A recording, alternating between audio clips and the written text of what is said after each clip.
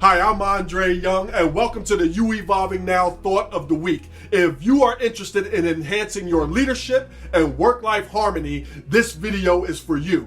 And the topic for this week is called H.U.R.T Leadership. H.U.R.T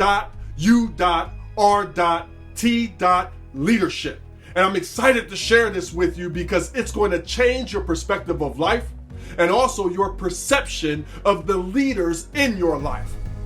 Now, I came up with this quote a few months ago and shared it with my son, and I want to share it with you now.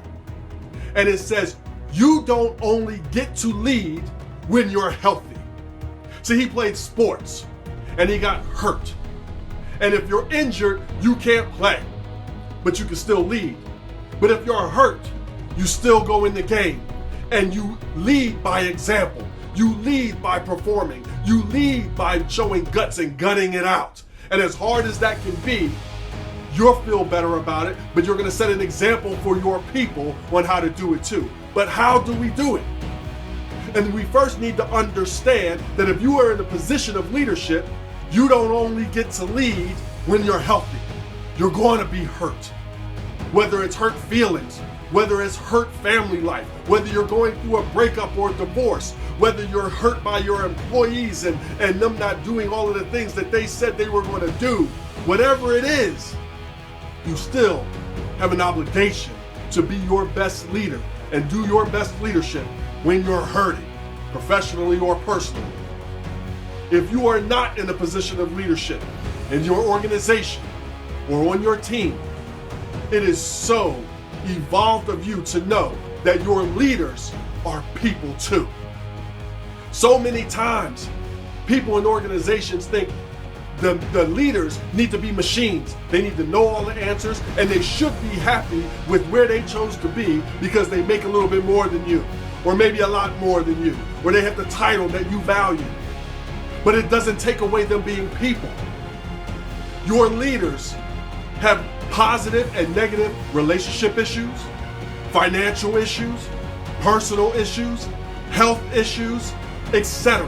All the things that you have with a way more responsibility.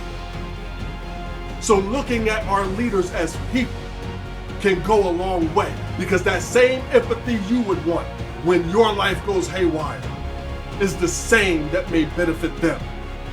So let's get into this H.U.R.T leadership and how to do it. And the first thing is the H, and that's choosing to heal. Time doesn't heal all. Some things just hurt, and some things are going to hurt forever.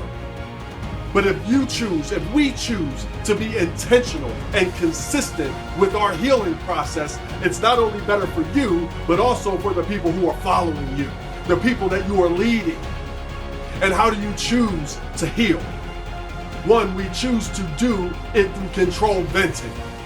As you're going through your hurt as a leader, one, we never gripe to the people that can't help us. We always want to vent up, so it's controlled venting. So I'm going to share my story, and I'm going to keep it people limited because everybody can't get your story. I'm going to keep it time limited, but I'm also going to keep it purpose limited. Am I saying what I need to say so I can dump and move on and move forward and evolve? Am I saying this because I need advice on what to do and then to move on and evolve and be a leader? If you're saying it for any other reason, which could be storytelling, it could be for pity, it could be for grief, all of those things, are they hurting you or are they helping you? So one, we're going to do controlled venting to heal. Then you can choose, and this is a choice, to forgive. Maybe you are forgiving your employee, your coworker, your boss, your spouse, your kids, your friends, whomever. But it's not as simple as letting it go. Maybe you've heard me talk about forgiveness before. It's not as simple as letting it go. One, you want to share your story to people that can help and move you forward. Two, you want to be able to understand why somebody hurt you. What was it, something that you may have done to the situation? Maybe it's something they did or a place in their life. Then you want to set some boundaries up. See, any good leader needs boundaries. So what are some boundaries that you're going to put in place that instills your leadership and also set some expectations for those around you? Then, if you can and if you choose to, you can go to the process of letting it go. And that's how you start to heal as a leader. The U is understanding your opposition. I am honored to be able to do this for one-on-one employee growth training and executive growth training. And I call it the U, understanding the opposition. Now, if you're watching this, you can hit pause or you can do this after. And I want you to list all of the significant people in your life. And it can be professionally, it can be personally. And it doesn't mean that you like them. Significant doesn't mean you like them. You work 10, 12 hours a day with a person, 5 days a week, that's 60 hours a week. I don't spend 60 hours unabated with my wife a week. That person is significant in your life. So you want to list whether it's your employees, your bosses, your co-workers, your kids, whoever's on the list. And I want you to ask yourself two major questions. One, how do you understand that person to be? What makes them the way they are? What's their characteristics? See, when we know, why are we shocked when they do what we know they are? Number two, and the most important, is what do you believe this individual needs the most from you right now? See, when we're hurting, it's all about us. It's all about getting our needs met, what's fair, what we deserve.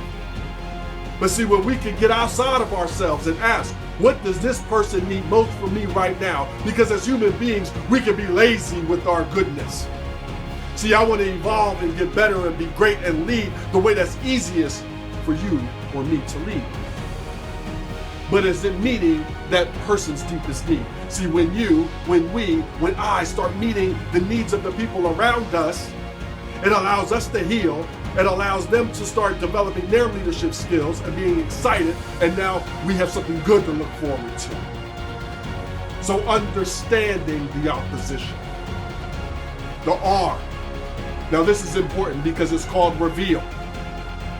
Remember, you as a leader, or if you are not in a position of leadership, all of the things that can be happening in your life. Maybe you're going through that breakup. Maybe money is tight. Maybe it's parental issues. Maybe life is just kicking your butt. See, if you're not in a position of leadership, being able to tell someone that is above you and revealing to them what's going on won't excuse you from being great at your job and doing and setting the standards that you agreed to set. But it will allow empathy. It will allow understanding. And it may allow a few passes here and there. If you're in a position of leadership, you're not a machine. And it may sound like getting your team together and making an announcement and saying, I apologize for not being fully present. This ... has been going on in my life. I appreciate your patience, but that doesn't excuse me for not being present. I'm back. The expectation and the standard is here, and we are moving forward. Thank you. It allows you to look human in the eyes of your people. It also allows you to set an expectation that when they are going through things, that the expectation and standard is still here, but it's also okay to reveal. Lastly is the T, and that stands for tough teaching and tough lessons. See, when you're going through hurt, chances are you may not have been as great at your job as to be expected. Maybe you've disconnected, or maybe you delved in and became a workaholic. But let's say you've disconnected. You haven't met standards. Someone is going to give you a tough lesson and share with you their feedback. Is that going to be okay? Are you evolved enough? Is your leadership strong enough that you can take that tough feedback, that tough lesson? Because although you may feel it's adding to your pain, it doesn't make them wrong if they're saying the truth, and they may need to say it, one, for the position that they're in, or two, because they care. Can you allow it? The other part is tough teaching. See, as you've been through hurt leadership, and you've chosen to come to and do it with a smile and do your best and be your best and do the H, the U, the R, and now the T, you will inevitably be around someone that goes through hurt as well. What lesson will you give them? What will you teach them about how to move forward, being the leader that they're capable of, and making an impact in your organization, in their relationships, in their friendships, and overall the life of their dreams? Because we can't get there being a victim of our hurt. So that's hurt leadership. I know you've been there because you've been a person, and if you haven't been, it's coming. I hope that you evolve with my hurt leadership. If you like this, you're going to love everything at youevolvingnow.com. I look forward to being an impact in your life professionally and personally. And if you are part of an organization, a university, or school, I look forward to connecting with you. Guys, thanks so much. Enjoy your week and enjoy your evolution.